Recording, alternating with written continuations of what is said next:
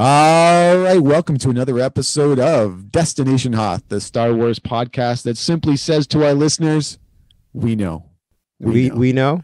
we Do we know, do we know? we know." All right, I am Jedi Dave alongside. Daddy Rich Hoda Dad here. How you guys doing out there? Is absolutely we know. We know. We know. We had a great interview. Well, no, I guess a co-hosting with us. Co-host, interview, you name it. Yeah, She with, was our last episode where we discussed female representation in Star Wars. Yeah. We've in 2 weeks we actually have more views and more listens for that particular episode than the one that we had 2 months ago. So It's kind of funny because I just watched that documentary on Netflix that you were talking about called finally Changes. Yeah, this changes everything. Yeah, I watched a little bit. I didn't get to finish it off, but I watched a little bit of it, and it was actually really intriguing. So good. Especially the opening part with the actress from Tootsie, Gina Davies. Gina Davis. Well, it's like all of her, all her work. It was kind of interesting because she was talking about her show. She was in Victoria's Secret, and they're looking for someone to be in their bra and panties, and that's what it is. But it was a really great look at the domination of not having representation for people out there to achieve stuff that they want to 100%. achieve. You know what I'm saying? Like we were just talking, and not just women, but everybody. Like we talked about that. I mean, one of the things I loved about that documentary too is you actually see her picture from high school. Mm-hmm.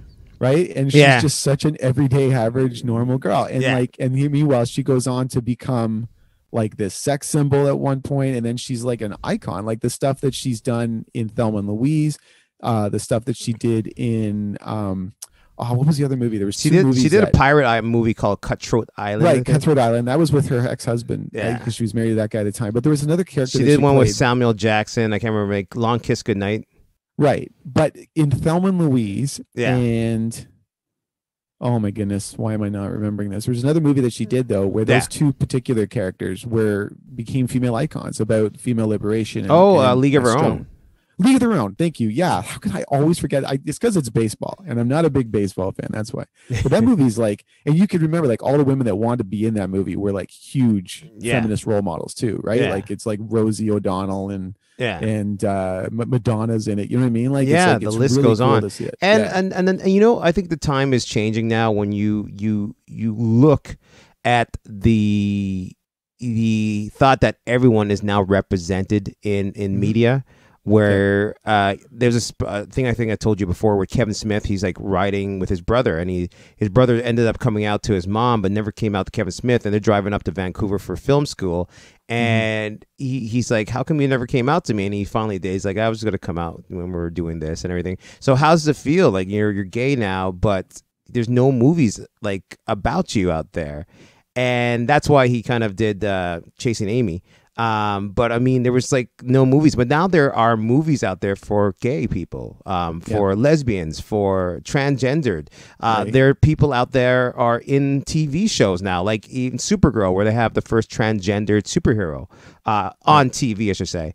And it's amazing now that we are finally moving into a society that is now open for more people of every generation, color, creed, or anything else is on TV and movies now. So Meg Dahl, who was our co-host in the last episode, made some amazing points too, right? Like, and she brought up the fact that, you know, the world that she grew up in, where she watched Star Wars, and then there was one woman that you could kind of idolize in the prequel trilogy, one woman that you could idolize in the original trilogy, and now there's a whole generation of young girls who are going to grow up with so many different more options, right? Like now it's just the list is an arm's length of female characters and directors and writers and producers. And so like all of those people that they can look up to. I remember when we went to Fan Expo and we went to the Carrie Fisher Q&A, right? And we were there because we love Carrie because she was Princess Leia, but there were like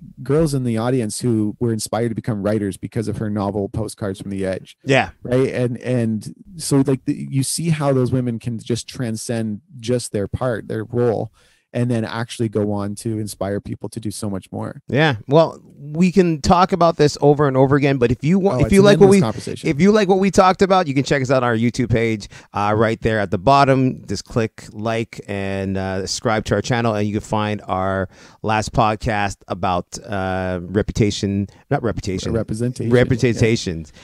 was a great, and again, great thanks podcast. so much to Meg for joining in and kind of taking a break from the 1,000 other podcasts that she does every week, and just really kind of lending us. She was fantastic. She was amazing. I think when you have someone like that too, it raises our bar, right? Like we want to make sure that we don't look like we don't belong. We want to fit in. So we kind of go that extra mile. All right. Once again, this is Destination Hoth. We always start off with what's new in Star Wars.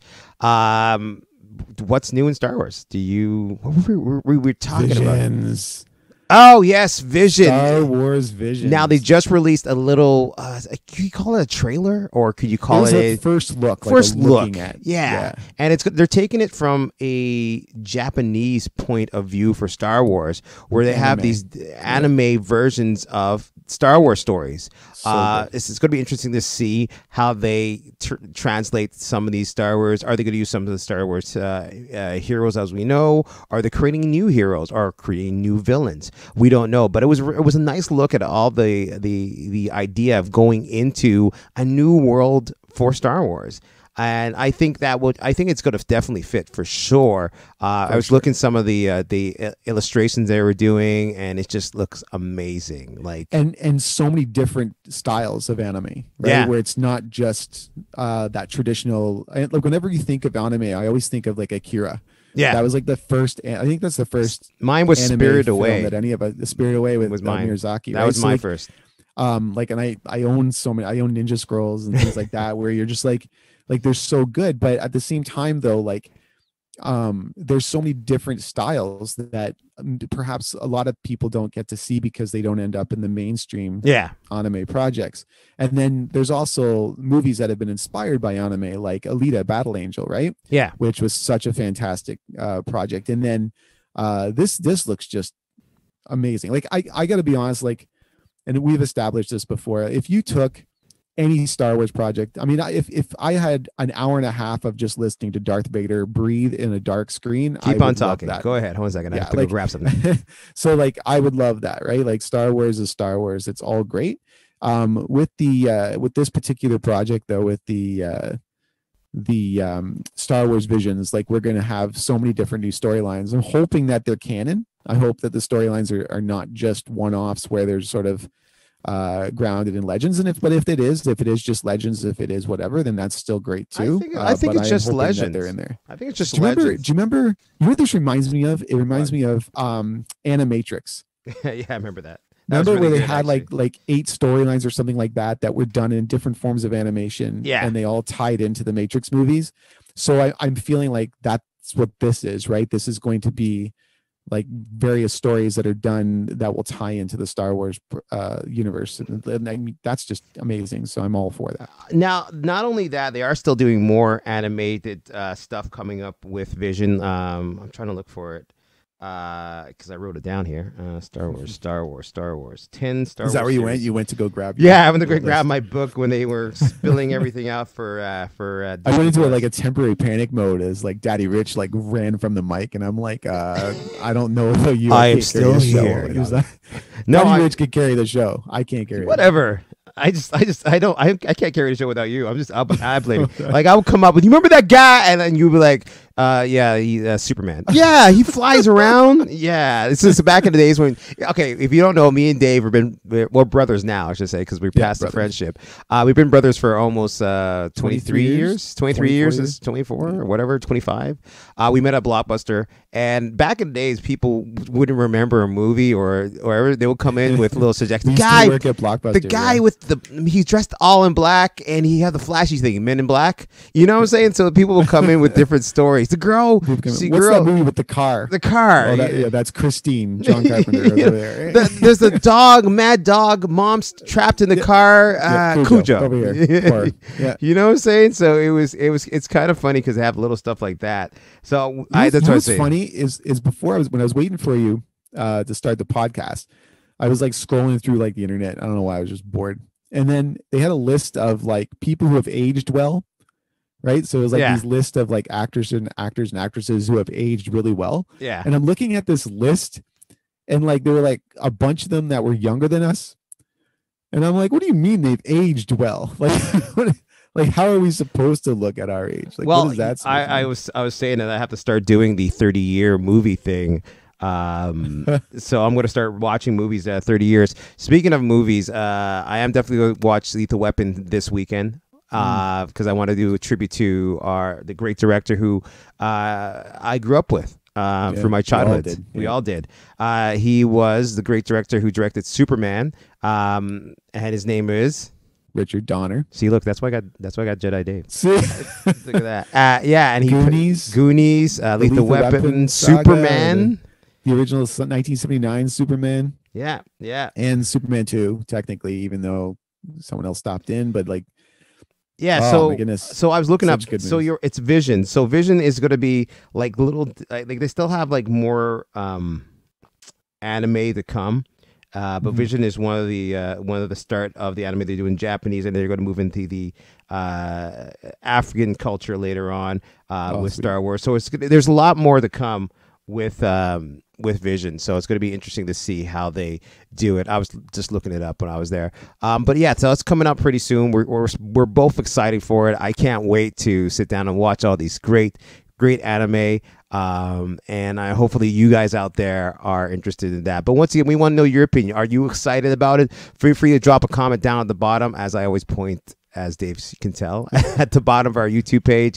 Or you can check us. You can always send us an email at destinationhoth@gmail.com. That's destinationhoth@gmail.com. Or you can follow us on Twitter at D Hoth Podcast. All right. Let's get into it. So where you can check out some of our awesome polls and postings and keep people in the loop. And don't forget about our Instagram page too. It's Destination Hoth. It's all easy things, pretty much easy to go. All right, let's get into it. It is now time to have a battle, I could say. Okay. Dark side versus good side. It is time to battle, to talk about the new saga. Who likes it? Who didn't like it? What do you like about it? What we don't like about it? And Dave and I ended up going back watching it over again, and Dave found some positive stuff, and I enjoyed the movie. A lot of positive. You found a little bit of positive stuff. I just enjoyed the movie. The key component here is, all right. What is the key component? Go ahead. So we will get into this debate. So Daddy Rich, all right, is still a fan. He loves the sequel trilogy. Oh yes. But he did not. He thought it was the worst of the 3 trilogies.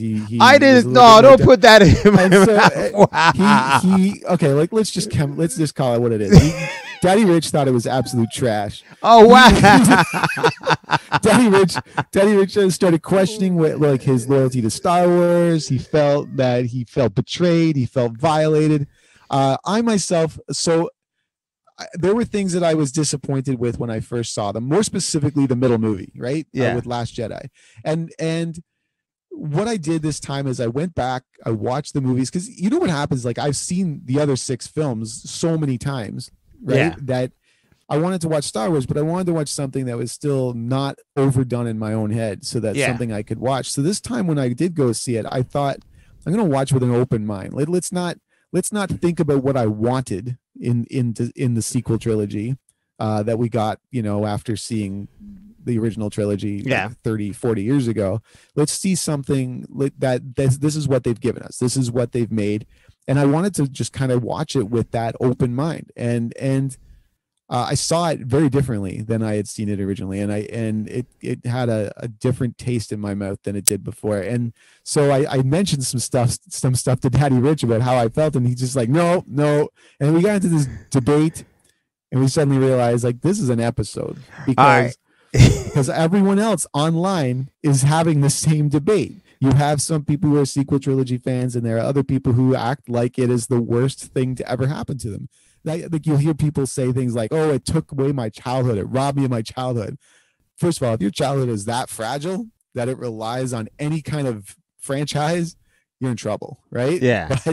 But yeah, I didn't feel that way. So let's. All right. Do you want to present? Let's go. Let's go movie to movie. Let's go. We'll talk about one movie, Then we'll go to the second movie, and then we'll go to the third movie. All How right. does that Well, sound? let me get my point first, All right, then, all right. since you already told your point. So once again, It's he. like opening statements. Yes. It's like a trial, the trial of the sequel trilogy. There's our title right there. Well, as I was saying, my open comment is that once again he started watching it, and he said he found some little bit of things to enjoy it. And once again, I did enjoy the full story, but I felt that it was missing some parts that were major to the point. And the director of Force Awakens and Rise of Skywalker did come out and say that there was some stuff that he would have added into it in Last Jedi that didn't happen in there. So now we are having our conversation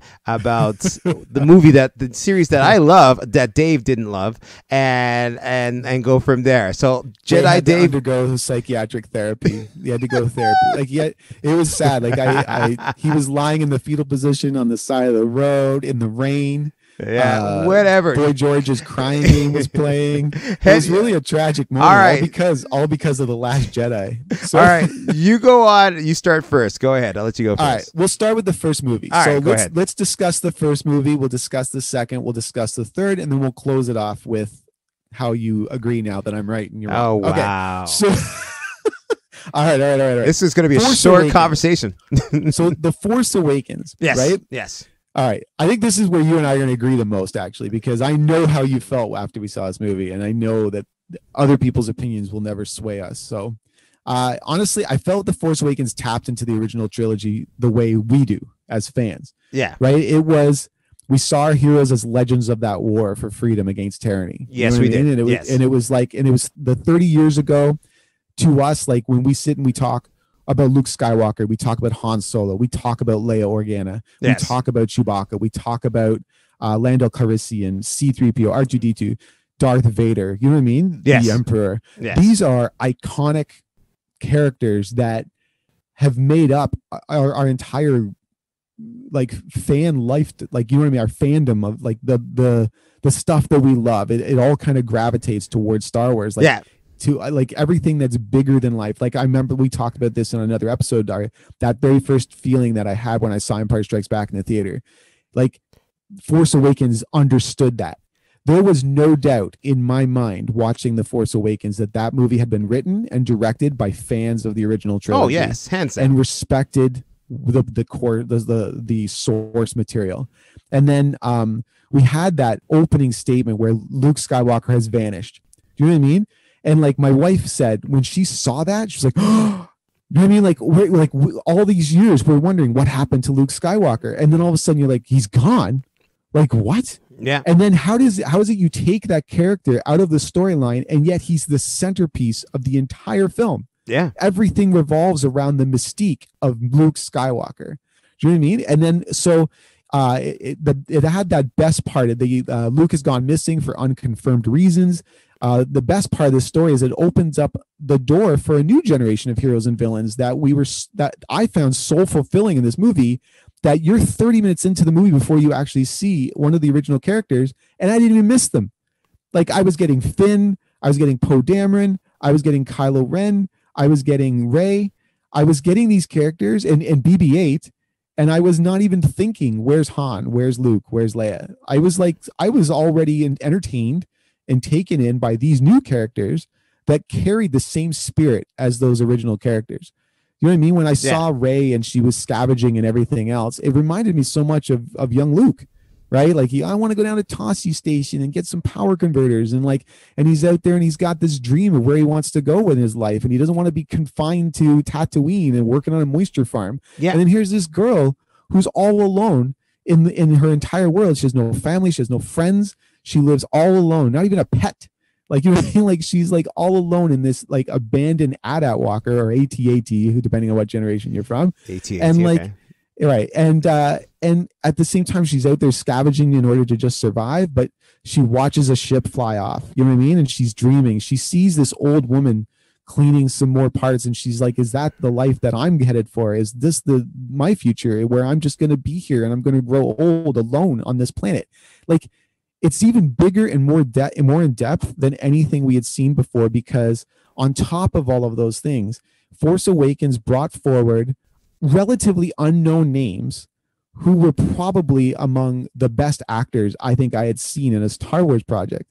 Like John Boyega, I had never heard of him before this. You had, right? Like you had told me about another movie. Have you ever seen Tac to Block? I have not seen. Oh my God, Dave! I know what we're gonna do when I come down to visit you. We're gonna watch. We're watching Tac to Block. Okay, go ahead. But they're making a sequel. Boyega has raw talent. Do you know what I mean? Like you're watching this guy act, and you're like, oh my God, he's good. Yeah. Adam Driver is so good. Like, and Daisy Ridley is so good. Oscar Isaac's so good. Every scene that they're in, there's like 1,000 emotions conveyed in every expression, and like every way that they articulate a much better written script than George Lucas ever wrote. Yeah. Right. The lines are so much better and so much more real. And it just felt so much more. And honestly, like the cinematography was incredible. John Williams, once again, knocking out the score. Like the score was, you just knocked it out of the park. It was nothing less than Oscar worthy when you look at the cinematography, the visuals, everything about that. And there's a reason why it's the highest grossing Star Wars film ever made. Yeah. Right? Like it wasn't just, people liked it and they wanted to go see it. People went back. Mm-hmm. We went back. Everyone kept going and going. Saw it 4 times. I think it's like $300 million more than the second highest grossing Star Wars film. Yeah. Like that speaks volumes, and that shows that people loved it as well. All right. What do you think? I hate it. I'm joking. No, once again, when the whole, how do you say, whole promotion. How do you say? Like you how do you say? From another country. Well, I'm just saying the whole promotion started with Force Awakens. I was on edge. I was like, oh my God, Star Wars is coming back. We have our first Black Jedi. We have this. We have that. It was just, I was all enthralled with it. And then it came out and I watched the movie and I enjoyed the movie 1,000 times more. The characters, the you're right, the writing was better, the acting was a little bit better. And when we saw Harrison Ford comes on to the Falcon, he says, Chewie, we're home. I got like a nearly tear in my eye. That it was just like I got chills again, just as you said it. Yeah, it was just like it was amazing with the stories, and then you find out this, and you find out that Han had a kid, and his kid killed him. That's spoilers. His kids killed him. It's just like you sit back and then see Chewie like crying. Oh, we were like, no. Me and you were like, no. It was and just then and then remember Chewie lets out that wail, and then he blasts the bowcaster at Kylo Ren, hits him in the abdomen. Damn, like, yes! Kill that mofo! Kill that mofo! Chewie's like, I changed your diapers, boom, and it was like it was amazing. Chewie changing diapers. You know what I'm saying? Like it was well written. Now, mind you, before this, I was actually reading. I guess we're reading the Princess Leia storyline. So you know a little bit more. Bloodlines. Great book. You learn a little bit more of their relationship, because at the time in Bloodlines, when everything is just coming together of the new empire, not empire, but a new Federation, whatever you want to call it. The New Republic. New Republic right. Coming together. You find out Han and Leia are together, but they usually are apart, and she feels that he needs to keep on, as Han is a person that needs to be free and travel more and do more stuff. And part of her wants to actually also go on that journey with him, because she feels, but she has that that mind state that she has to help. She have to be there to guide this into the future. So we got a little bit of that if you had read that storyline. So it does establish that neither one of them, both of them love each other and care about each other, but neither one is really marriage material. No. They're not the type of person to be bound to the other person, because she's so serious. She's very much independent. She's a senator. She's in politics. She's doing all of these things. And you're right. Like, he is that smuggler. He's the wanderer. I think was it in Bloodlines as well, where he was really focused on, or it was either in Bloodlines. It was in Aftermath. With Aftermath. It was in Aftermath where I think it was either in Aftermath or in Bloodlines, where Han was going to try to go liberate the Wookiees from. Yeah, it was Aftermath. It was Aftermath, because Bloodline, he was still with her. Like he was out with he he was out doing something, but he came back, and her and him went on a mission, and you could tell that they love each other because they went on that mission to find out some more information Well, yeah, about they're both hot people, right? Yeah, they're all so over each other. they were just in love with her, but you could tell that she wanted to go with him, like to take off and just go. But didn't she have her morals, responsibilities that she holds back? And then you get into the fact that everyone found out that her father is Darth Vader. See, that was never made sense to me. Like, because everyone knows Luke's father was Darth Vader. And do they though? Well, they because did. in Bloodlines, it was revealed to everybody that Luke, because she wasn't telling anybody, and then it was revealed that her father was Darth Vader, and then they all try to turn on her in the Senate. Yeah, I know that part. And then, but with Luke, he still wasn't really at the forefront of everything. Like he was sort of he was always that myth, that legend. Oh, that's the guy that blew up the Death Star. But not only the that, guy that killed the Emperor. Oh, that's the guy that did this. You know. Not only that, he was also starting up his own Jedi Academy in the book too. Yeah, he was with his because she just sent off Kylo Ren Ben Solo to his uncle to get some training in the Force, and she felt bad about that because she felt that he should have been with her with the family. I think that was you could tell if we get into the last Rise of Skywalker that should have happened. Where you felt the novels kind of set up Force Awakens a bit. Yeah, it set up Force Awakens and the Rise of Skywalker a little bit more. But once again, going back to the characters, like you meet the bar owner there. Where's my lovely Wookiee? Maz Kanata. You met Maz Kanata, and it was just such a unique character too, right? I know, because she's a Force sensitive character who understands the Force, has lived for over 1,000 years, and yet is not a Jedi. She's not a Sith. She's not, and like we had never seen that in film, where like you could still understand the Force without being a Jedi or a Sith character. Yeah. And it kind of opened doors for you. But I think, and the fact that like, I love the lines that she has. Like Lupita Nyong'o plays her. Like she's amazing. And then the fact that she has like the one line where she's like, when you live as long as I have, you see the same eyes in different people. Yeah. Right. And she establishes in like 3 lines of dialogue, she establishes everything to come for Rey's journey and Finn's journey, and how it is bound to each other without them realizing that they're bound to each other. Well, then you have that part where Rey's been taken by Kylo Ren, and you have Finn's like, we need to save her, and I don't have a weapon, and she's like, you got one, and you could tell at that point where the story was supposed to move on for episode 2. Where Finn will be trained in a sense, and we'll have we'll get there. Yeah, we'll get in that debate. So episode 1, I enjoyed. It was amazing. It was a great vibe. Episode 7, but I mean the new part. It was amazing. I enjoyed it. It was well done, well written. JJ did an amazing job with the editing. He's now moved over to Warner Brothers now and creating a Superman movie.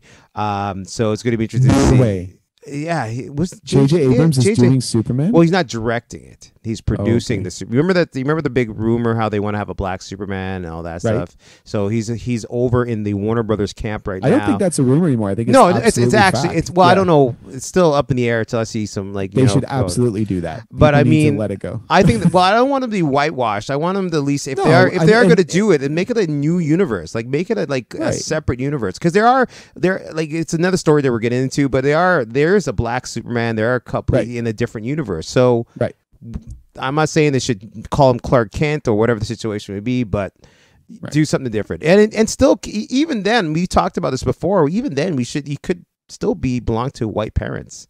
You know what I'm saying? He come from different planets. Depth to the story, him dealing with being in the Midwest.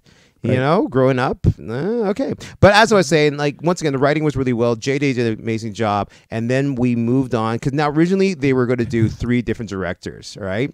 Like the original trilogy. Like the original. Well, was there 3 there? Yeah, all 3 were done by different directors. You're right. So original trilogy. The second one was Irvin Kershner, and then Return of the Jedi was Richard Marquand. Yeah. So hold on. In this one, it was supposed to be 3 different directors, and the last director kind of backed out. Right. So we'll JJ Okay, to have that to come movie. back. Let's get into the next. So Right. you go to the next one. I want to hear your. So for the Last Jedi, obviously it was different, and I think this is what really set people off. Like, there's a formula that comes with every Star Wars movie beforehand, right? And it's that hero's journey. There's so many different elements to Star Wars, but yet there's a consistency in how things are told, right? Yeah. That the Force is like, which side of the Force you go to is still based on your own choice. That the hero's journey, all of those different things, like they're all there. And I think like the original trilogy, though it was done by 3 different directors, each story was influenced by George Lucas. Like everything was based, like he guided over everything. Yeah. And then you get to the prequel trilogy where he wrote and directed all 3 movies, so it's exactly the way he wants it to be. So and then you get into these movies where I agree with you on this, that the one thing missing, you always call it the Kevin Feige, right? Like that one person to kind of oversee everything and to make sure that that even though you have different visions, that at the same time there's core elements to the story that remain intact. Yeah. Right. Now, there's a point there that I'm going to make when we get to the final debate of all of this. But when it comes to The Last Jedi, I'm not going to lie. The movie is far from perfect, right? Like, whoa. Do you say far from perfect? It is far from perfect. But all right, clap. The constant phrase that kept going through my head when I watched this movie again was actually a line from The Dark Knight, which is, because he's the hero Gotham deserves, but not the one it needs right now. And so when you watch this movie, it kind of gave us an opportunity to be able to see Star Wars from a different perspective and a different idea and different different guidelines and different storylines. Now, the reality of aging was in this film. You know what I mean? The person that you were, and I know this because we've been like buddies and friends and brothers for over 2 decades now. The person you were when you were in your early 20s is not the person you are today. Right. And I think that's the same for all people. I am like at 47, like I am not the person I was when I was 20. Like I wish I was. Like I wish I had the abs and the ability to. He had abs, ladies. Right. Yeah. But I do. I wish I had. I wish. Jedi Dave remember was back when even in 1999. When Phantom Menace was coming out and those guys were out there parked in we were playing football and stuff. Football at 4:00 in the morning. I couldn't play football at 4:00 in the morning in a parking lot. Nowadays, I would have a heart attack. Nowadays, I would have a heart attack. I can't do that nowadays, man. Exactly. Can't stay up before past 10 o'clock. Like I'm, you know what I'm saying? And that's the thing. So I'm not the dreamer that I was in my 20s either. Life got real when as you get older. Real quick. It wears you down. It strips away your belief that you can be better, right? And this wasn't the Luke Skywalker that I wanted or needed. Yeah. But it was the one that I deserve. It was the real Luke Skywalker, the kind of Luke Skywalker that you figure after all of his experiences that he's had over the last 30 years, above and beyond that being the complete annihilation of his Jedi Order and his own nephew that he thought that he could care for and teach the way that Yoda and Obi-Wan had taught him. Ends up turning to the dark side just like his father did. He had no control over it. It still happened. And I think like that it just kind of makes sense. Like it's not what I wanted to see, right? Yeah. And I think that's why it stuck with us the way it did. But from a storytelling perspective, this is far more real than anything else. So going forward from that, like the movie was made for Star Wars fans, but from a real perspective. And it at the same time, like it had so many firsts that I never thought I would get, which is drinking like green milk, the first Asian character to be in a major role. Yeah, that's true. Yeah. The dark undertones to the storyline, like everything's so gloomy. More than Empire Strikes Back was. This was more of like, this felt more like Revenge of the Sith in that it's so disheartening and you feel lost. And then like, and there's that constant confrontation with disappointment, right? Yeah. Like Snoke displays displeasure with Kylo Ren, right? So Kylo Ren's constantly trying to show Snoke that he's a loyal acolyte. And meanwhile, like Snoke's like, you've disappointed me. You're just a kid in a mask. And then Luke is trying to turn Rey away.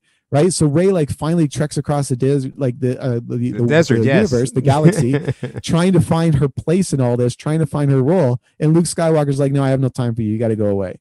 And then you got CJ, right, like the character that Benicio del Toro plays, where he betrays Finn and Rose, and then in the same concept, they discover that the Resistance they believe in so much is simply just another side of the same coin as the First Order, right?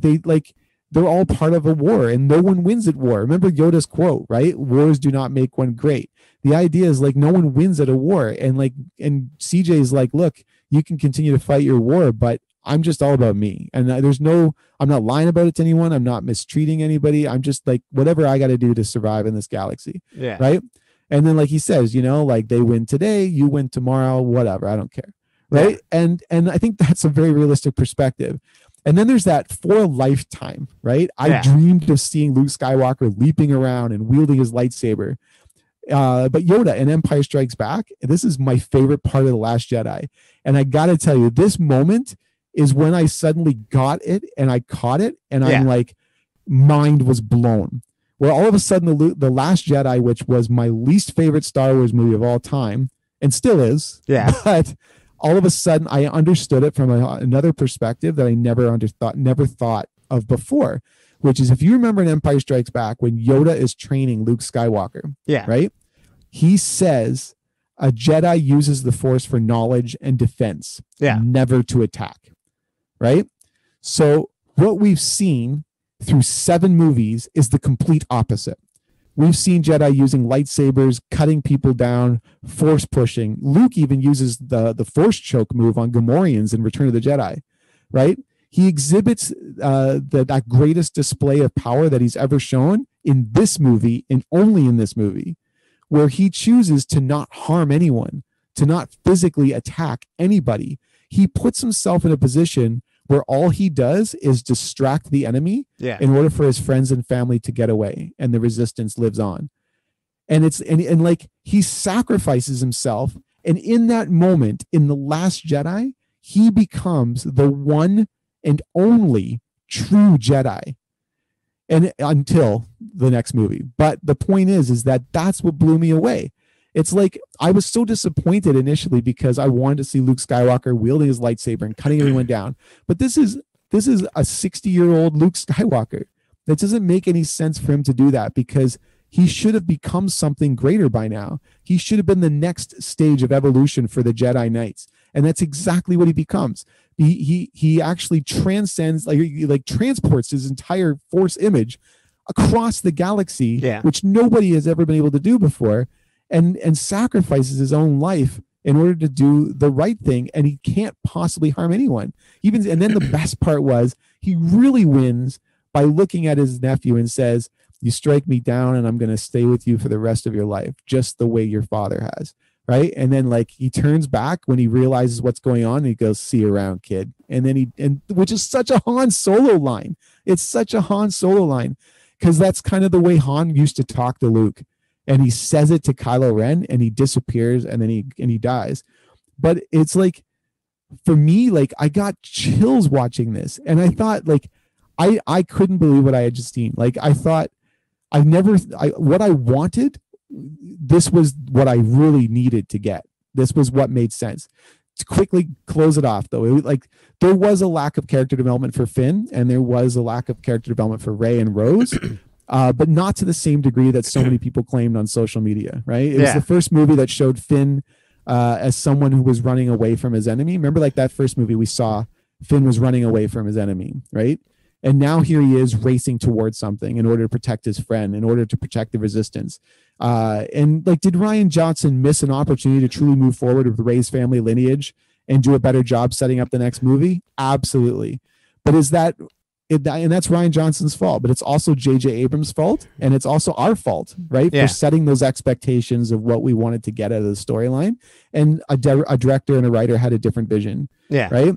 At the same time, Abrams could have moved forward with the story that Johnson left for him and made the third movie have a lot more continuity than it did. But we also get to see so many things in this movie that I wanted to see that I had never seen before, which is Leia using the Force. We saw someone light speeding through an enemy ship. Luke Skywalker training a new Jedi. We saw the most incredible moment of all, which is Rey and Kylo Ren teaming up against the Praetorian Guards.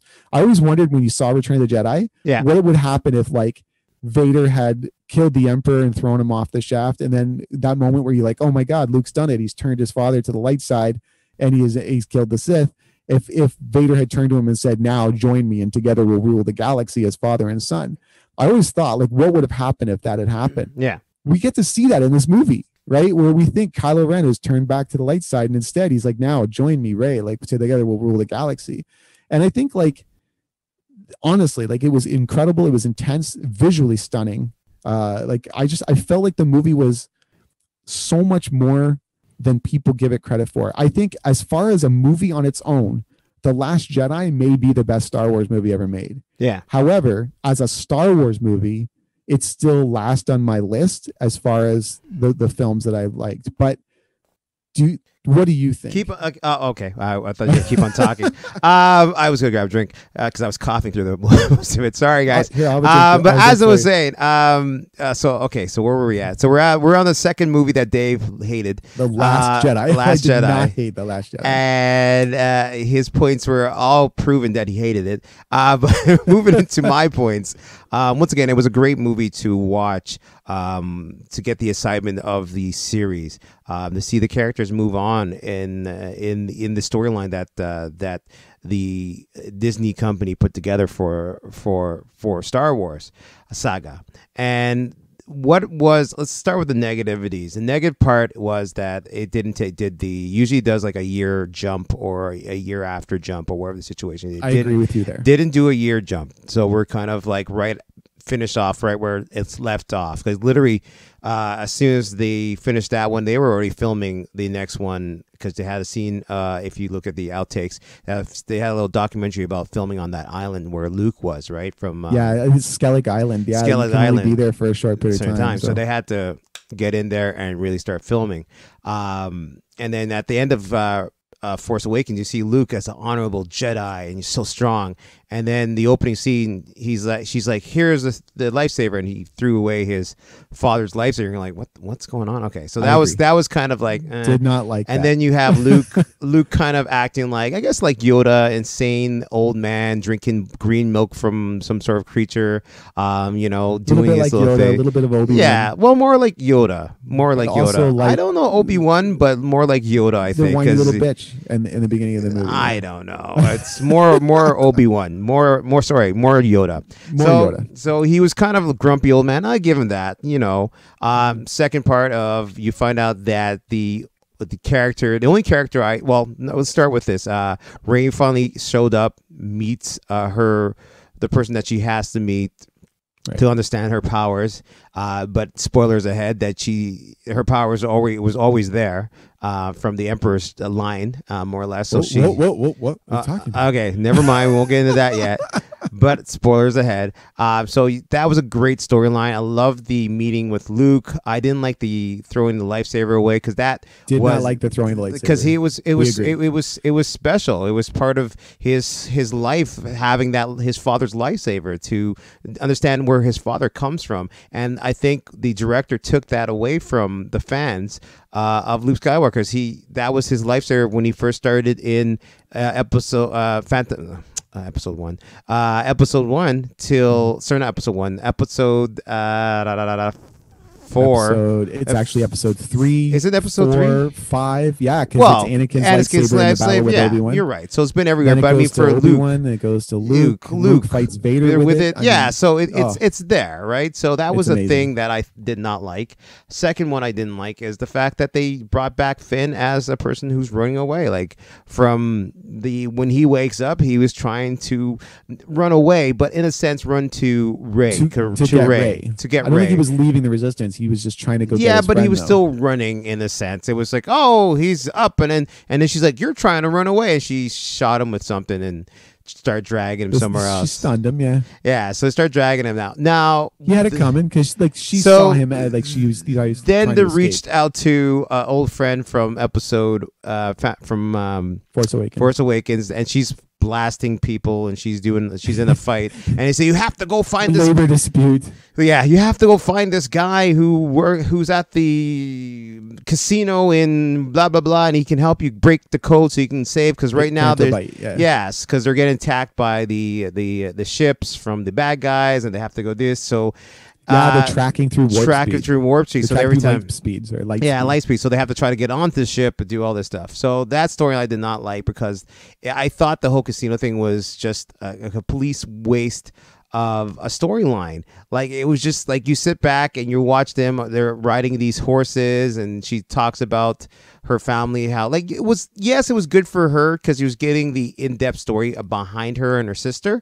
But it was just Paige. Love that character too. What a sacrifice. But I mean, it just felt like it was just there for filler for the story. And Finn didn't really do too much in this storyline. It was really Rose actually did most of the stuff actually, and BB-8 did most of the stuff. And then they met the Toro guy, and he was awesome. And I agree with you completely. He showed a different light of being on the good side.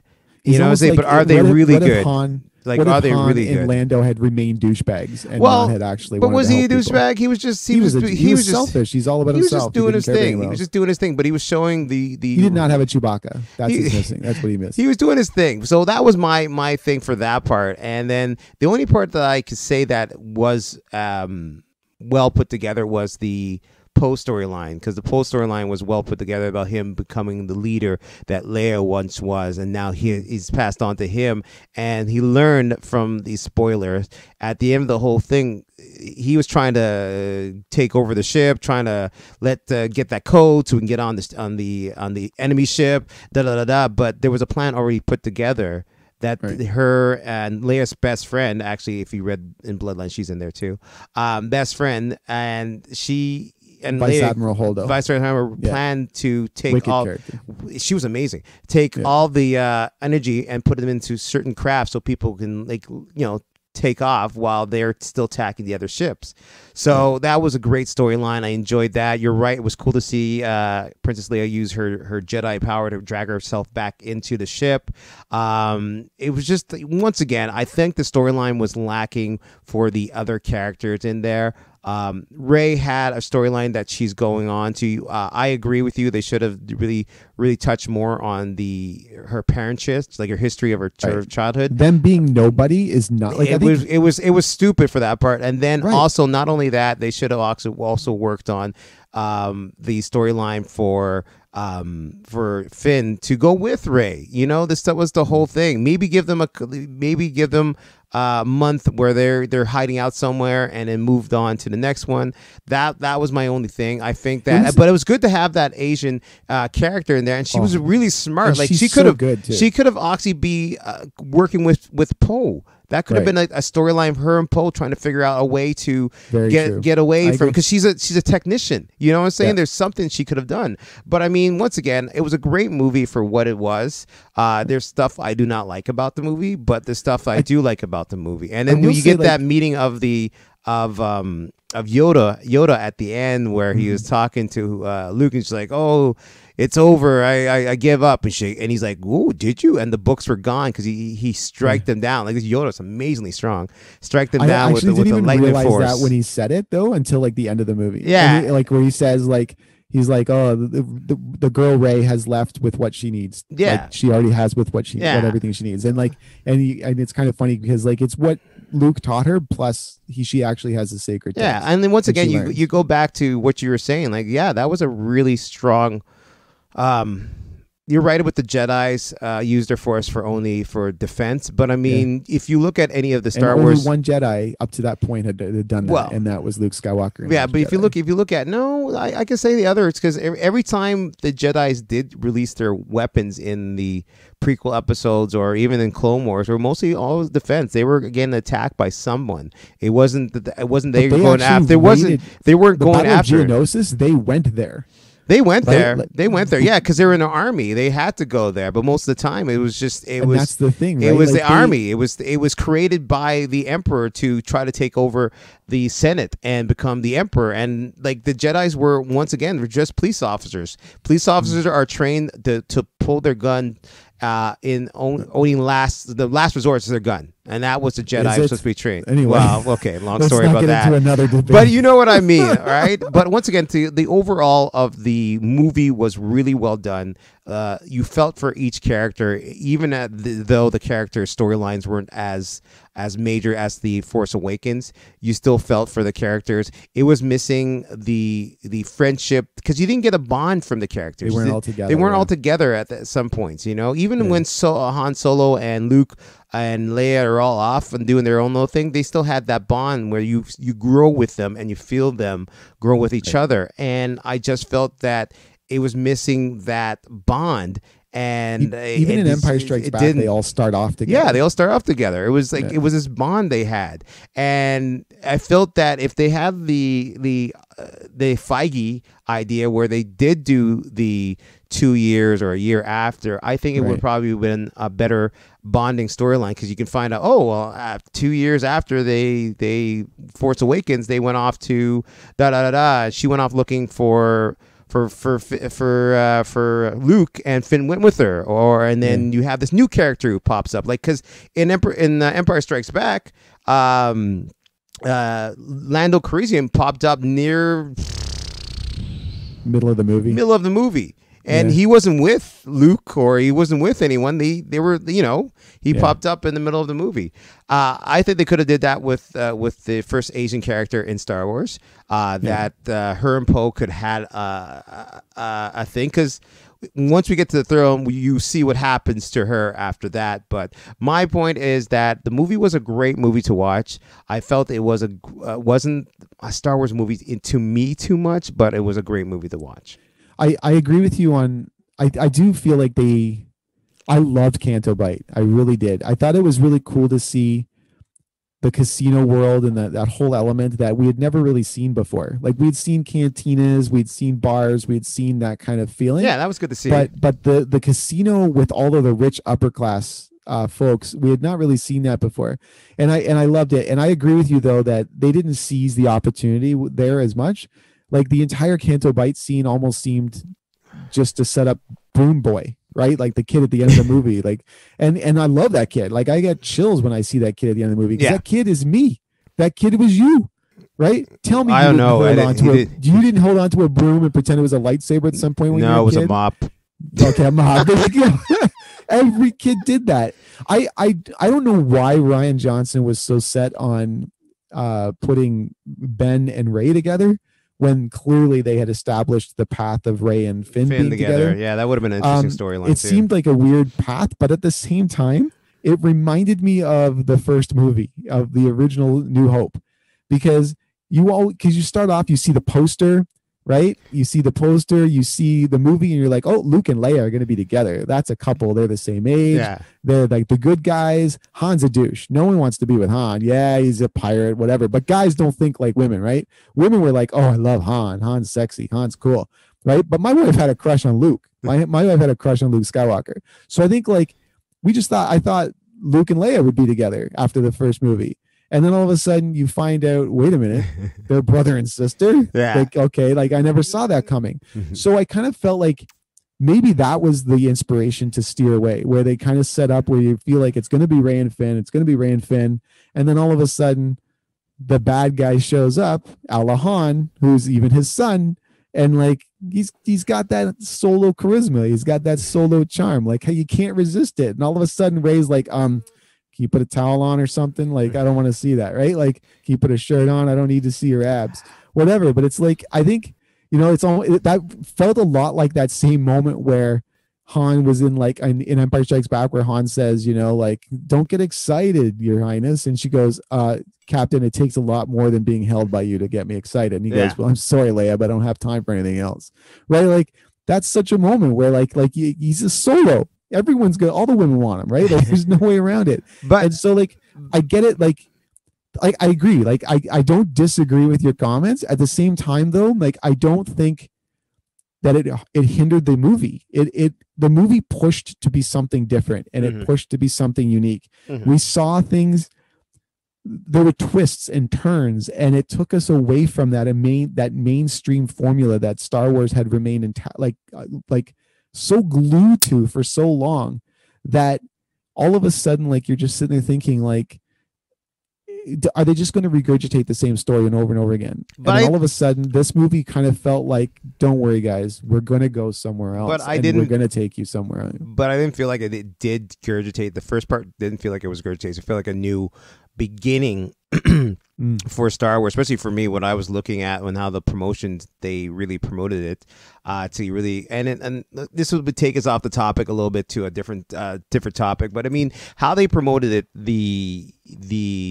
the first movie with Finn as supposed to be, well, as most people thought, like it would look like the Jedi lead in the storyline, and John Boyega even talked about that it just you thought that this was going to be, because that's how the promoting was. Like, you saw him with the lightsaber, you saw him with this. Like, most of the promotions I have in my house now are pictures of him with the lightsaber in his hand, because everyone thought he was supposed to be the Jedi. And then they kind of, in the second movie, that's where the story kind of veered off. Now, once again, I'm not disagreeing with you. It is a great storyline with Luke doing the most powerful thing I have ever saw, where he force pushed his being to a different planet, a different galaxy, not even galaxies far away from where he is. And it was amazing to see that, and no other Jedi ever did that, far as we know. And to put themselves in a position where he could not harm anyone. No, he couldn't harm. He could technically, if he had that power, he definitely could have. But I mean, he didn't. But I mean, he chose not to do it. He chose there to, once again, yes, you're right, give them time to get off the planet, to go somewhere and have that time for what they need to do, to regroup, right? So that was my opinion about The Last Jedi. I thought it was a great movie to watch. I enjoyed the story of it, but it didn't feel like a Star Wars movie to me. It felt like a different movie. All right, okay. Now let's move on to the next one. The Rise of Skywalker. Rise of Jason. I'm joking. All right. So, okay. Go ahead. It's odd because while Last Jedi is like my least favorite, and I use those words because I love every Star Wars project. I love Last Jedi. There's not a single thing I dislike. But with Rise of Skywalker, as a movie, I tend to believe it's the weakest film of all of the films made. That while it's still incredible in its visuals and its score, and more importantly, what the Rise of Skywalker does that it needed to do, and it did exceptionally well, was bring closure to the original trilogy. Yeah. And especially with what J.J. Abrams did to close off Leia's story, that was absolutely flawless. Like, remember when we spoke in the last episode where we were talking with Meg, and she brought that up about how J.J. gave the send off to Carrie Fisher and to Leia Organa that she deserved. Yeah, like, she's so important to that movie, and we saw so much about her. Like, we get to see her being trained as a Jedi. Even besting Luke Skywalker in a lightsaber duel. You know what I mean? Like, she actually defeats him in a lightsaber battle. Yeah. We see her training Rey, right? Like, essentially the only real true master that Rey ends up having as a Jedi is Leia. Yeah. Right? Like, she got trained by Luke, but she also gets trained much more by Leia. Yeah. And then we see her sacrificing herself to save her son. And then when she dies, we feel the full emotional impact that Carrie Fisher deserved, not just Leia, but as Star Wars fans. I mean, I watched that. I've seen Rise of Skywalker, I think 4 times so far, and I'm emotional every time I watch it. Like, there's like 5 scenes in that movie where I get emotional and I feel like I'm just going to break. Yeah. And that takes a lot. Like, clearly that's not by accident. That's intended to do that. Yeah. The return of course, of my favorite character helps this movie a lot. Like, I am a huge Emperor fan. Palpatine, since I saw him in Return of the Jedi, was just the greatest. Because to me, like, your story of heroism is only great as long as your villain is so. But ridiculous. Did they need to really bring back the Emperor? Like, I'm sorry for interrupting you, but I mean, did they need to? No, they did not need to. You're right. Like, they didn't need to. However, I felt by not having a concrete lineage established for Rey in Last Jedi, and by saying that her parents are nobody, I felt like that handcuffed JJ to do something big, right? To say this is who she is. I believe Daisy Ridley had said that JJ had always intended for her to be a Kenobi, that she Yeah. was going to be related to Obi-Wan. Yeah. But I feel like the moment Snoke dies, the moment that Kylo Ren is now the leader of the First Order, the moment that you say her parents are nobody, you're set up to, it's got to be something bigger than an Obi-Wan Kenobi. It's Yeah. got to be something so outlandish and huge and powerful that people are like, all right, that makes more sense. Mhm. And and it's funny because when I read the book for Force Awakens, Yeah. through the whole book, there seemed to be dialogue and sentences and statements that were made, and the book was based on the original script, that were not in the final cut of The Force Awakens. And after I read the book, I turned to my wife and I said, because she read the book as well, and I turned to my wife and I said, I think Rey is a Palpatine. And she's like, what do you mean? Really? Like, yeah, I did. Like, I just feel like the way she fights, the fact that Snoke seems to know who she is, the fact that Ben knew who she was, and the dark side people knew exactly who she was. There was no mystery there. And like, and there was so much about her with her accent and everything else as well, that seemed to be, to me, something that made her sound more like a Palpatine. I thought Finn was a Palpatine because he was okay. with his like American accent. With his American accent. But and so like Sarah, like my wife had said to me, like she goes, okay. And then when we saw Rise of Skywalker and they revealed that she was a Palpatine, she looked at me with like this look of almost disgust, where she's like, you were right. But it's like, but after, of course, Last Jedi, I didn't believe that anymore. So, but I did. You're right. It wasn't necessary. It shouldn't have been necessary to bring the Emperor back. But at the same time, I like that they gave him a better send off. The way he was killed in Return of the Jedi always disappointed me. This guy was so powerful. He was so in control for more than 2 decades, where he ruled a galaxy, and then he just gets picked up and thrown down a shaft. And you're like, come on. Like, it's like when Boba Fett dies in Return of the Jedi. You're like, give me a break. Come on. You got to do better than that. So I thought this was a much better send off. And so, like, overall, I felt the big element to the Rise of Skywalker, which was to bring closure to the original trilogy and to the prequel trilogy, to bring closure to the original stories, and then set a path to new stories and to a new future for Star Wars fandom. Yeah. And I thought it did an exceptional job at that. Like, even there's all these little moments and Easter eggs throughout that movie for every diehard Star Wars fan. Yeah. Like when John Williams makes an appearance in the movie and he's in the droid shop or that junk shop, and there's all these little things around him that are symbols of the movies that he's done. Well, scores not for. only that, he also had some of the people. You had the ship from the Rebels was in this too. Actually, yes. Too.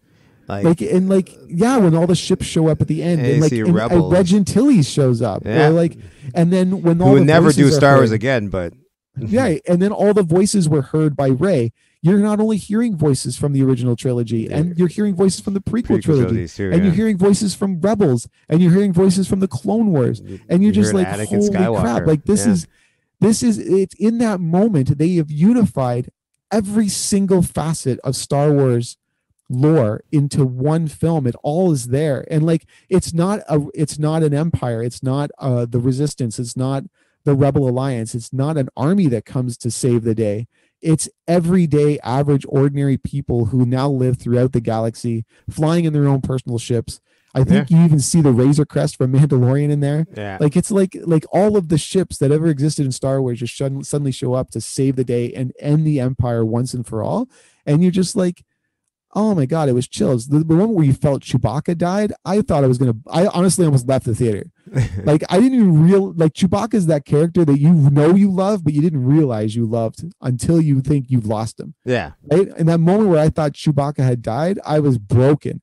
Even when like 10 minutes later, when they revealed that he was still alive, I'm like, no, just leave me right now. I don't even know what to say. Like, it's like, I thought I was so devastated. And part of that is Daisy Ridley's acting in that scene. You know what I mean? Like, cause she sells it so well that you're just like, I'm devastated. I was so devastated. Yeah. And then the last part that I wanted to allude to, cause remember how I brought up The Last Jedi and how it was about defending and never to attack and always to help people, blah, blah, blah, blah. Here's Rey in that moment where she kills Kylo Ren, right? She suddenly goes into a different part of being a Jedi. Instead, she heals him and brings him back. Right? And I don't think she killed him. I think it was the no, Emperor. but she gave him she gave him mortal wounds. She stabbed him in the stomach with his own lightsaber. When was this? And he was Oh, going to that die. was at Right. the water Yeah, planet. on the water when they're fighting on yes, Endor. now I remember. Yeah. So he was about to die, and devastated in realizing what she had just done. Unlike any other Jedi before, she instead saves the villain. She heals him of his wounds and makes sure that he stays alive. Yeah. And then she leaves with his ship. She takes his ship, right? And Yeah. then she leaves. But it's like, and then by doing that, and then of course by Leia's influence and by Han's influence, he's now saved from the dark side, right? Yeah. And it is such a moment where it's brilliant. Like, and even in the moment where the Emperor finally dies, she doesn't kill the Emperor. Yeah. The Emperor screws up and kills himself, and it's brilliant. Like she becomes a true Jedi. Like once you see the next stage of storylines, if they set another trilogy 30 years after this, you're going to see a whole different kind of Jedi that exists in the next movies, because this movie has changed the course of the Jedi that we knew. Yeah. And it's changed, and that's what I want. Like I want new content and I want new stories. I mean, we got to see the Luke Skywalker that we wanted to see when we got to see him destroy those droids wrecking shots, like you said in Mandalorian, right? Mandalorian, yeah. But that's a younger Luke. That's the Luke that we would get at 25, 26 years of age. Yeah. Honestly, we still saw him. We got to see what we wanted to see in Last Jedi, where we got to see him raise the X-wing out of the water in this movie. We got to see those things. I think JJ was like us. We're like, so let me get this straight. You've got that X-wing sitting in the water, and you didn't seize the opportunity to watch Luke Skywalker raise the X-wing from the water. And he's like, I'll take care of that. Like that needs to happen. And then like the same thing, like you said, you were so pissed about him throwing his lightsaber away. JJ was like, me too, man. Me too. That's not right. And then he even actually stops. He catches the weapon and he says, the Jedi's weapon deserves more respect than that. Yeah. Like, and like it really sets the record straight. And Luke Skywalker's like, what I was an ass, and I'm sorry that I was that person. You need to be better than who I was. You know? It was honestly like, I think it was what it was. It was perfect closure to the original stories. Yeah. Go for it. Oh, it's my turn. All right. So, So what was I thinking? Blah, blah, blah, blah, blah, blah, blah, blah. So with the Rise of Skywalker, it was first that the name kind of threw me off. I'm like, the Rise of Skywalker. What's going on with that name? Not a fan of the title.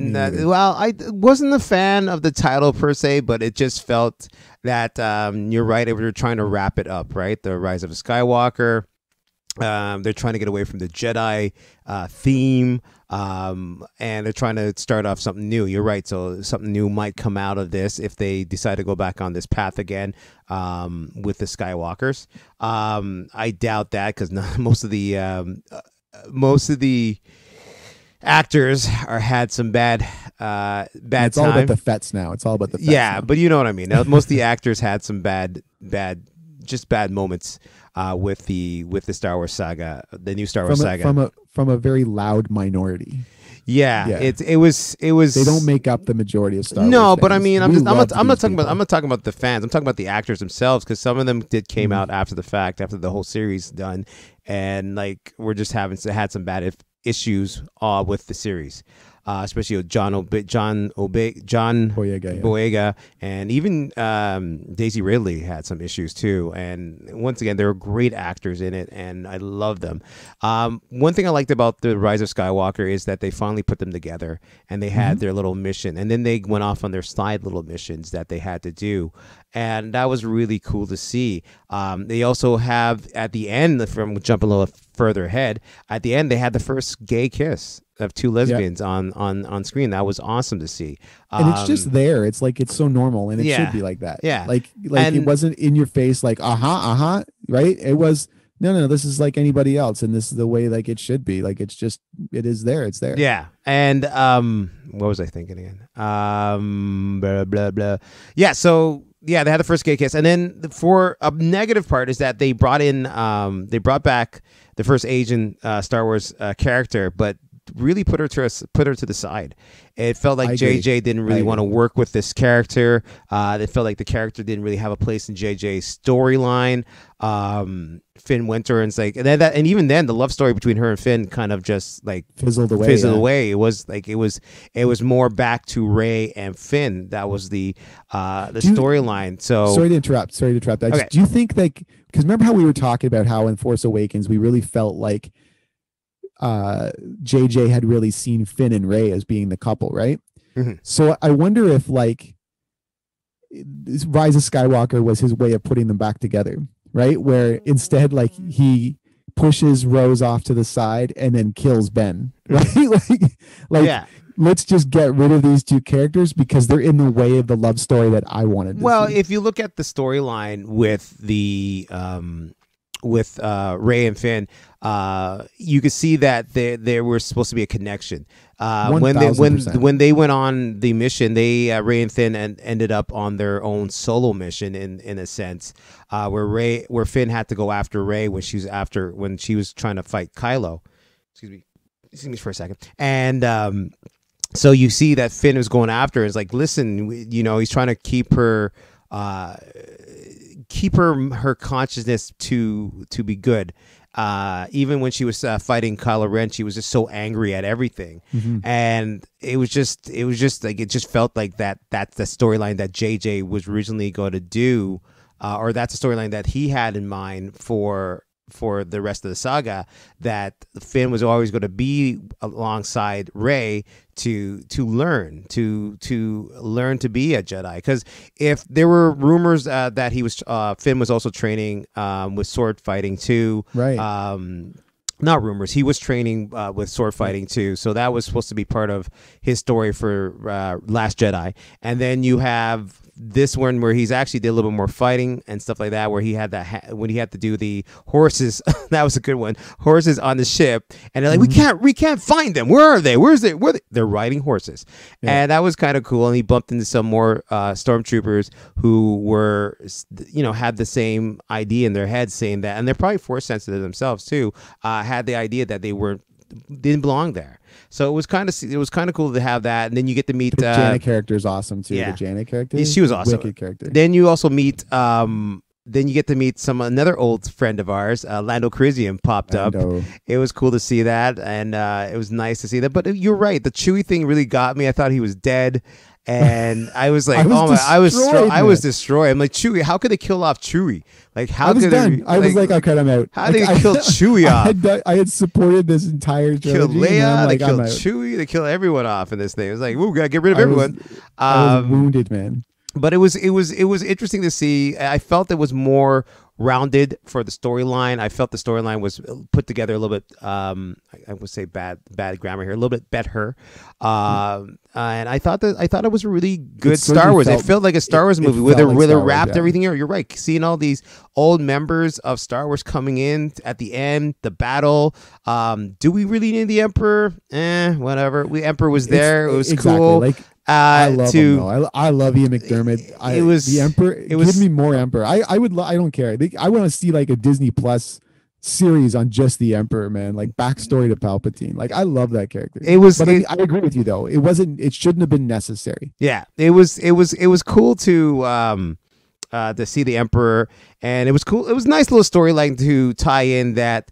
Rey's his granddaughter, and he had a child, but I still can't figure out where he had time to. It's a clone, according to the book. It was a clone. So, like, her father is a failed clone. Really, in the book? Yeah, in the book, it establishes that her father's a failed clone. So, like, okay, they didn't really do that in the movie, though. And once again, as I showed with the Force Awakens novelization, like they do tend to go away from the original concepts that they put in the book. But I think like. Yeah, like so her father's supposed to be a failed clone, and then like I don't know, like it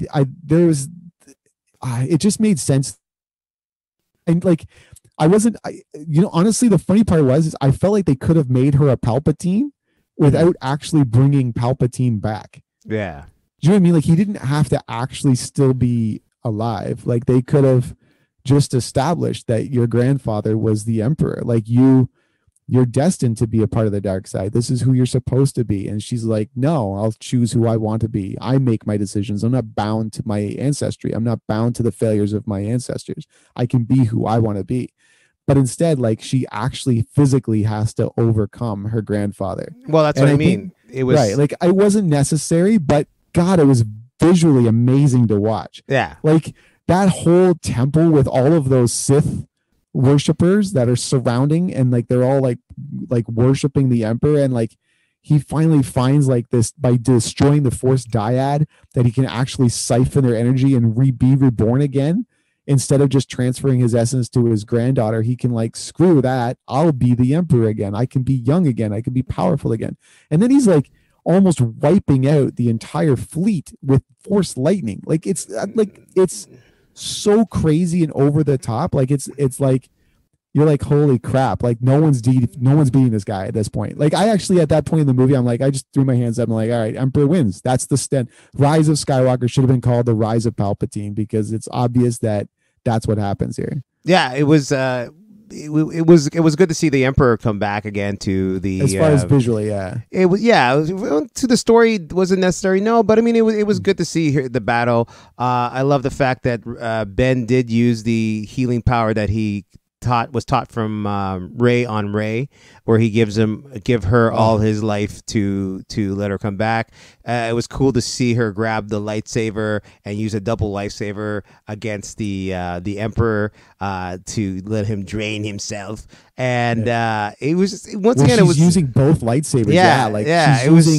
She's using Leia's and Luke's lightsaber. Yeah, it was really good to see crazy. that. It was just amazing. And once again, and then Finn and Poe had their own little battles, and it was cool to see the idea of them using horses to attack some of the Death Stars. Not Death Star. Well, they were kind of mixed of Death Stars, kind of combined together. Wasn't that like an Ewok moment too? Yeah, it was like using like the absence of technology in order to overthrow technology. Yeah, it was kind of cool. Yeah. And then seeing Poe with his ex-girlfriend there. It's like, hey, do we have a chance? I like that. This is a cool character. Poe was really good. Poe was like an awesome character. Kerry Russell's character of Zori Bliss was really that's the one thing too about Star Wars, is there's always underused characters. Yeah.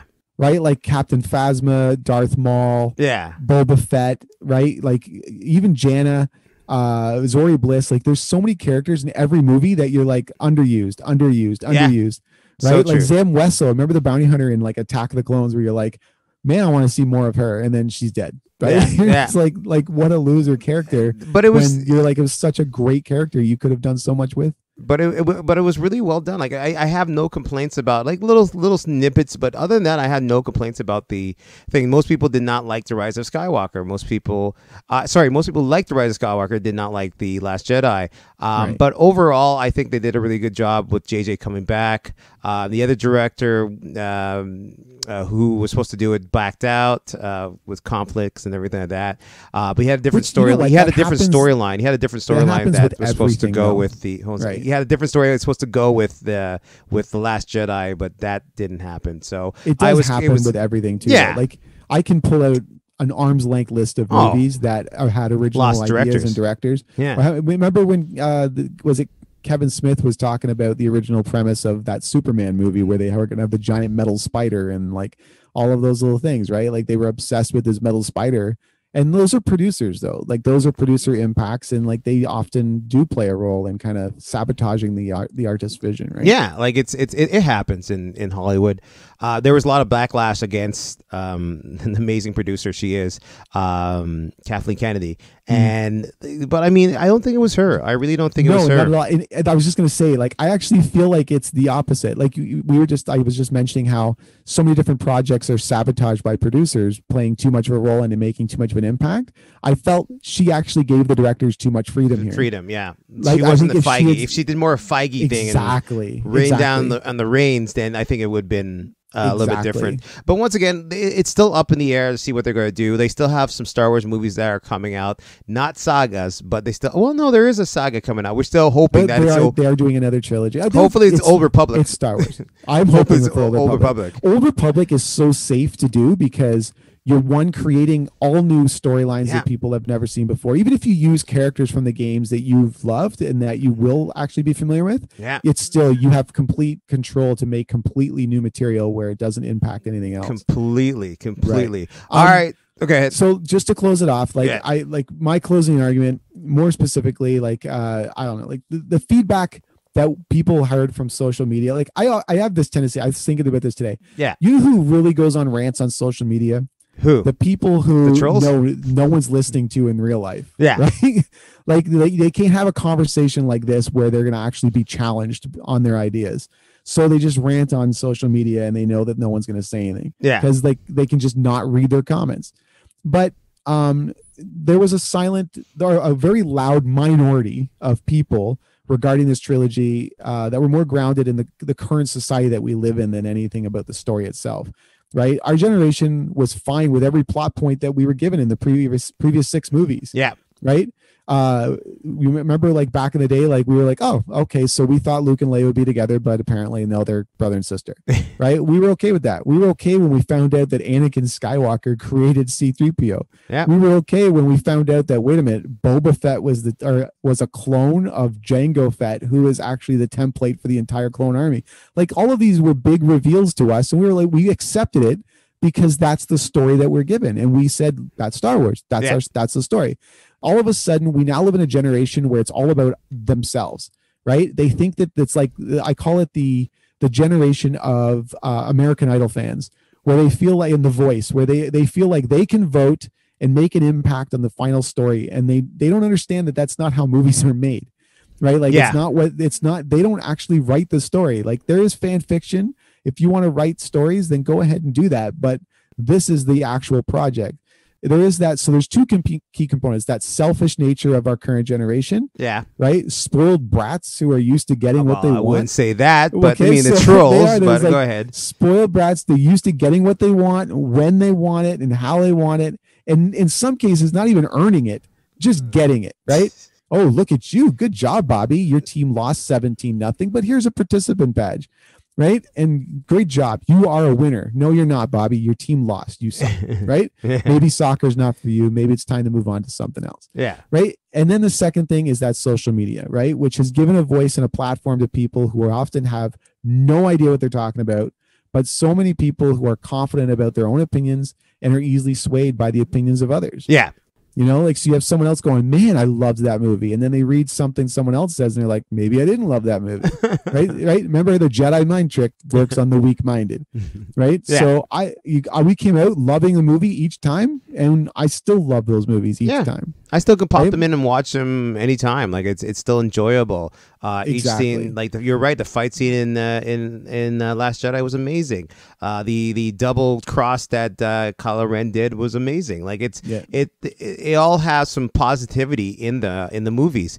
Was it structured? Could it be structured a little bit better? Yeah, 100%. 100%.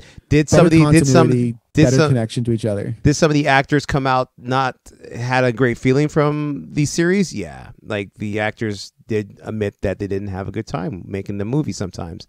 And yet it's weird because whenever you look at behind the scenes footage, they look like they're having a ball. They like, if you're an actor and you got, say you're a fan of Star Wars, like let's give you an example, Finn, John, he was a big fan of Star Wars. He met Harrison Ford. He got him to sign Harrison Ford doll. You know what I'm saying? Like you're a big fan of Star Wars. You got through it. You went through the whole thing, and you love Star Wars.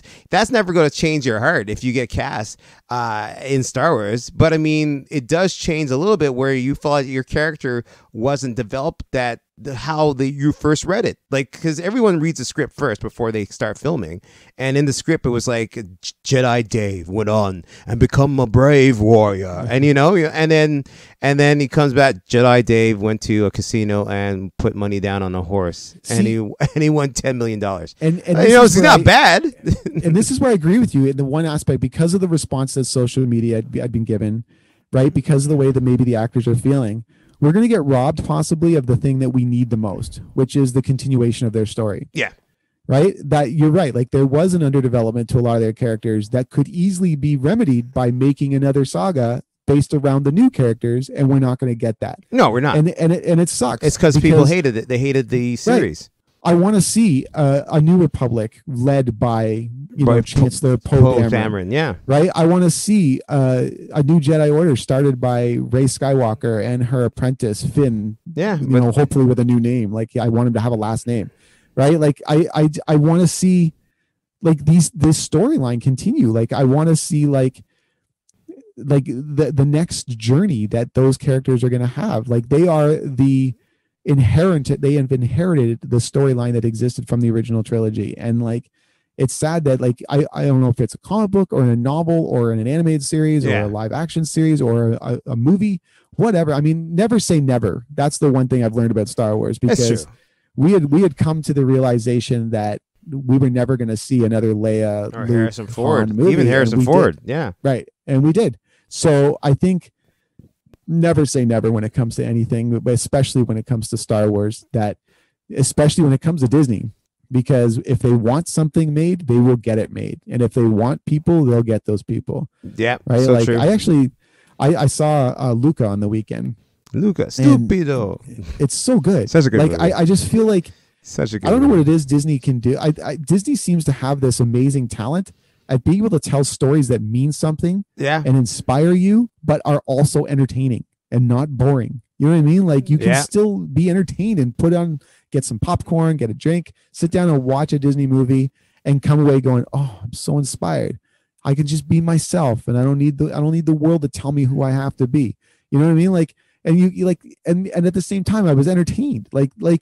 And they do that with they learned through the sequel trilogy. They learned, and I'll be honest with you, Rogue One and Solo are two of the best Star Wars films I've ever seen, and they were made after the Disney purchase. Yeah. Mandalorian is one of the best series, not even just Star Wars, but one of the best live action series I've ever watched. Yeah, it's right in the vein of like shows like Firefly and things like that. And at the same time, that was done after the Disney purchase. Yeah. You know what I mean? Like. Yeah.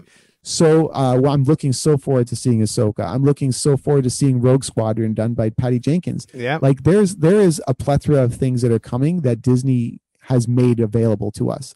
And as Star Wars fans, it is a great time to be a Star Wars fan. Yeah, it is. And once again, we want to know your opinion about what we talked about today. Feel free to send us off, send a little chat down in our little box down there, like and subscribe for our show. And once again, don't forget that you can send us your info. Like if you have any questions or anything you want to talk to us about, feel free to send us an email to destinationhoth@gmail.com. And show ideas too. Yeah, destinationhoth episode ideas, anything you want to talk about at destinationhoth@gmail.com, or you can follow us on our Twitter page. That is he's drinking some water. He's like, got you. He's like, yes, good. So yes, now, young Skywalker, you will die. But no, it was a fun conversation. Like we usually have conversations like this on our own, and we thought it would be debates. Yeah, well.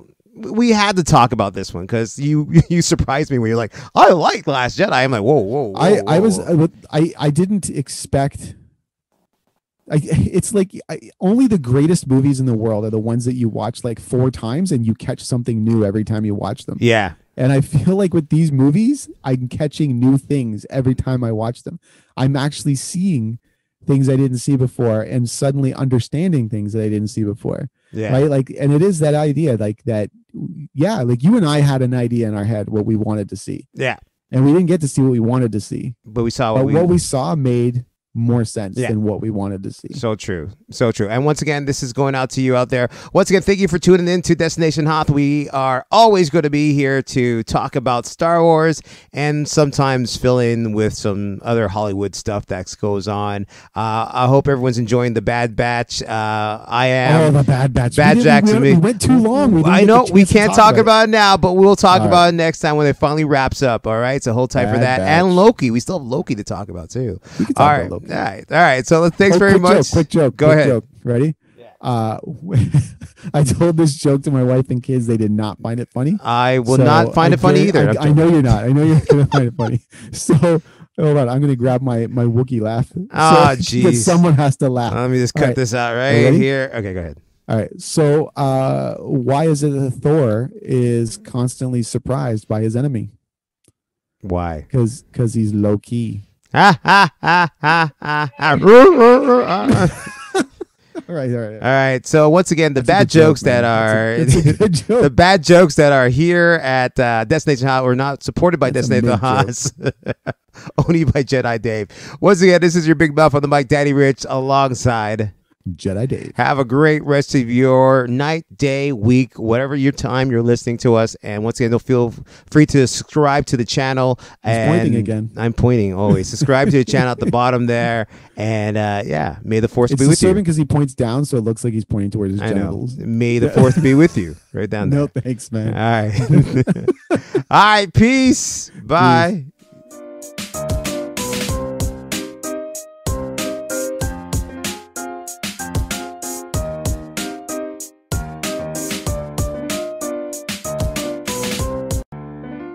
The Nick Winter Show, and I do the entertaining. Thank you. Let's go out with something really hot for these folks. A big hit out of '77. Star Wars, nothing but Star Wars. Give me the Star